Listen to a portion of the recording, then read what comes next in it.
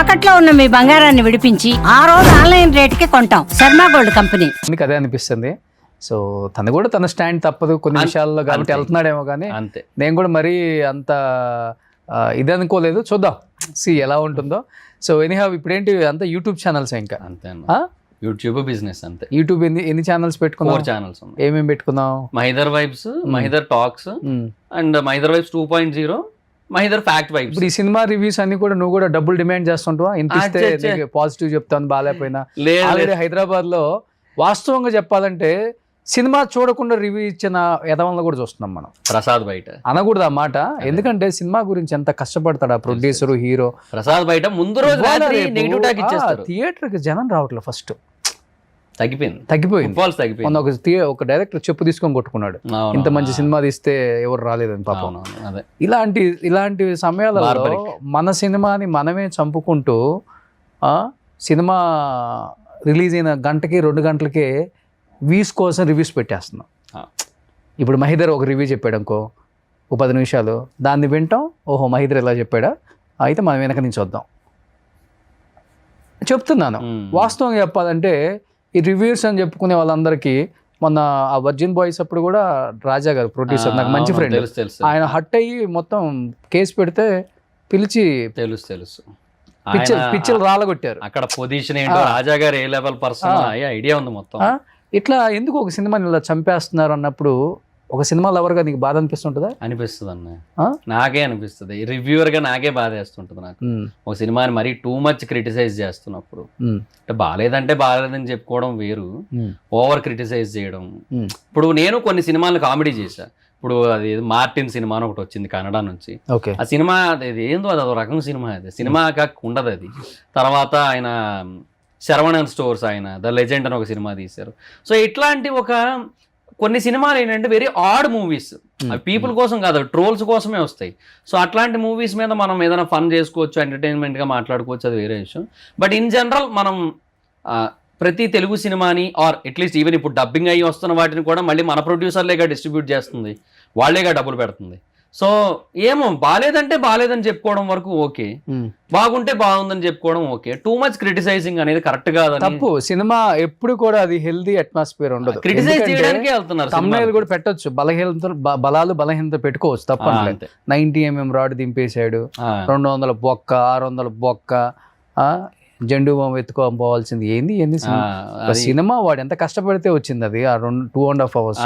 నీకు ఇష్టం ఉంటే చూడు, లేకపోతే లేదు. ఒకవేళ ఇష్టం లేకపోయినా కానీ దాంట్లో చెప్పే విధానం వేరు ఉంటుంది. చూసే రైట్ ఉంది, చూసాక చెప్పే రైట్ కూడా ఉంది, అన్ని ఓకే. సో చెప్పే విధానం ఒకటి ఉంటుంది, అది బాగాలేదు. నిజంగా చాలా మందిలో బాగాలేదు. అది పేర్లు చెప్తే మళ్ళీ ఏదో పర్టికులర్ గా నేను టార్గెట్ చేశాను అనుకుంటారు, కానీ ఎందుకు వచ్చింది పేర్లు చెప్పేది ఉంది, ఆడియన్స్ కి తెలుసు కదా, అలానే ప్రొడ్యూసర్లకు తెలుసు.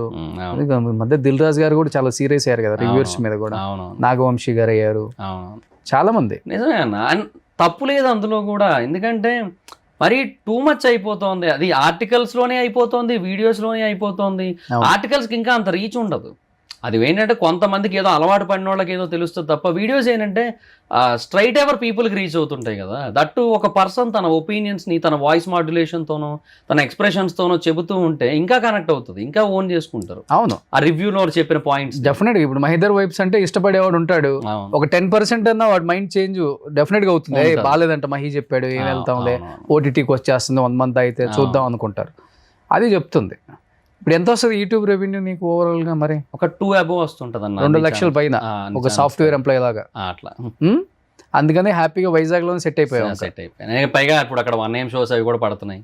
So I'm very happy there. అంతే, ఇంకా వేరే ఆలోచన ఏం లేదు. సినిమాలకి కథలు రాద్దాం లేదన్న.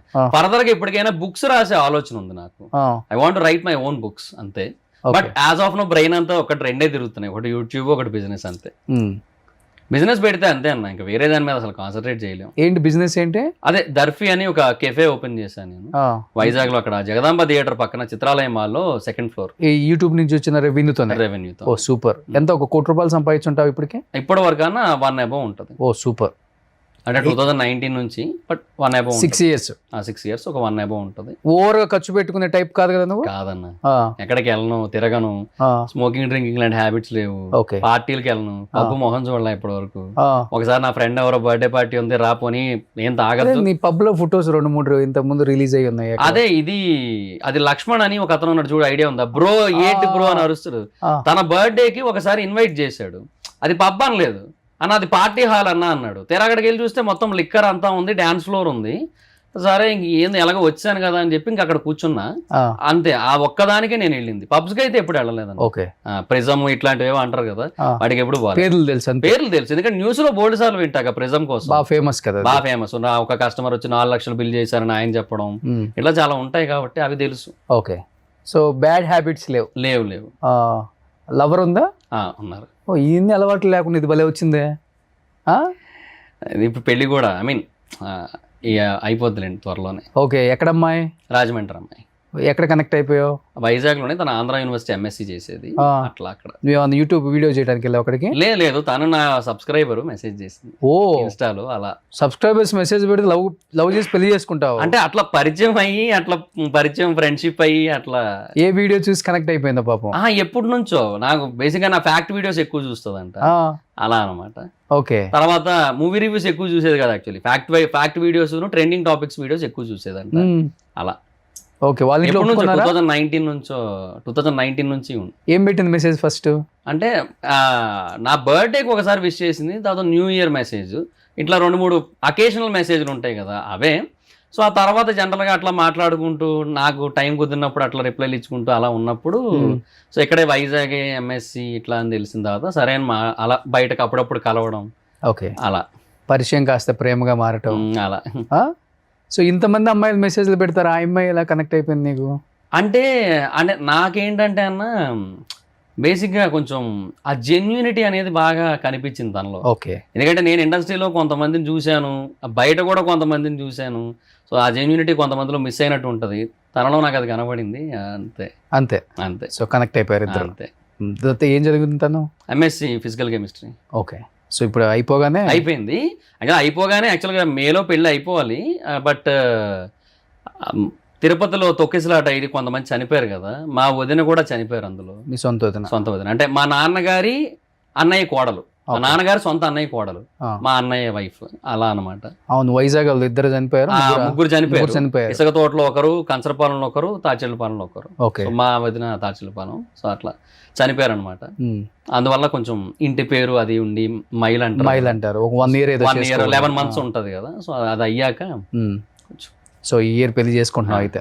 Year ending or next year beginning. అదే అమ్మాయి కదా? తనే. మళ్ళీ గ్యాప్ వచ్చింది.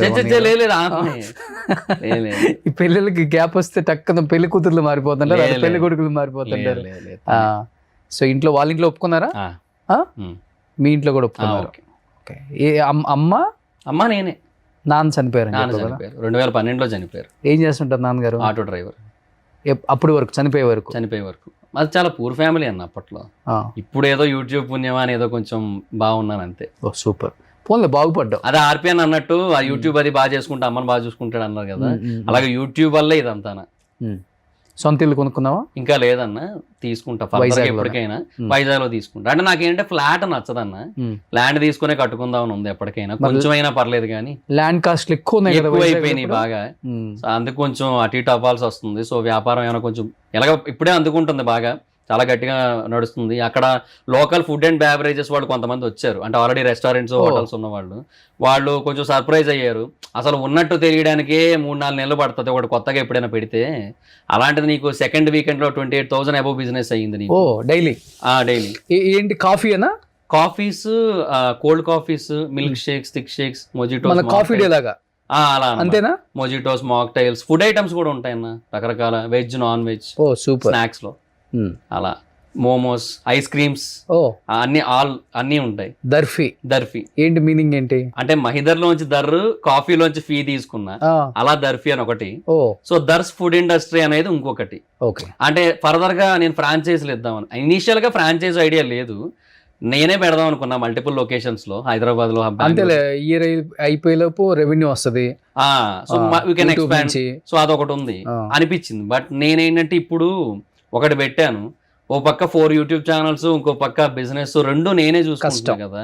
ఇప్పుడే బాగా ఇబ్బంది అవుతుంది. సో ఫర్దర్ గా ఇంకా అంటే కష్టము. సో అది ఆలోచించి ఇంకా ఫ్రాంచైజ్ మోడల్ బెటర్ అనిపించింది. And to expand this, and వాళ్ళకి కూడా ఒక ప్రమోషన్ అనేది నా సైడ్ నుంచి చాలా బెస్ట్ వేలో అయిపోవడం, ఇవన్నీ చేద్దాం అనేసి అలా ఆలోచన ఉంది. సో ఓన్లీ నీ ఫోకస్ అంతా ఇప్పుడు యూట్యూబ్ అండ్ దర్ఫీ అంతే? దర్ఫీ అన్న అంతే. పెళ్లి అదే సూపర్. సో అమ్మను బాగా చూసుకోవడం అంతే. సో అమ్మ ఎలా, చాలా సైలెంటా లేకపోతే? చాలా సైలెంట్. ఆవిడ పూజలు మొత్తం టూ మచ్ డివోషనల్. చాలా ఇప్పుడు 8ంటికి పూజ గదిలోకి వెళ్తే 11:30కి బయటకు వస్తారు. అంతసేపు పూజ చేస్తుంటారు, రకరకాల అన్ని. అంత టూ మచ్ అంటే టూ గుడ్ ఆ విషయంలో ఆవిడ. అంతే. సో బిగ్ బాస్ లోకి వెళ్తున్నాం అన్నారు ఎవరు? వైల్డ్ కార్డ్ ఎంట్రీ ఏదో ఉంది మహిదర్కి. అదేం లేదన్న, అంటే ఏమో చెప్పలేను. ఏదో ఆదితో ఫ్రాంక్ కాల్ చేసావా? ఆదిరెడ్డి గారితో నిన్నేదో తమ్నైల్ చూసాను. అదే ఆదిరెడ్డి గారితో ఒక ప్రాంక్ కాల్. ఆయన జెన్యున్ గా మాట్లాడారు కూడా, ఒకవేళ బాగా మాట్లాడారు. వెళ్తే మీరు బాగా ఆడితే ఖచ్చితంగా సపోర్ట్ చేస్తా అన్నట్టే. బట్ అది ఇంకా ఏం జరగలేదు అది.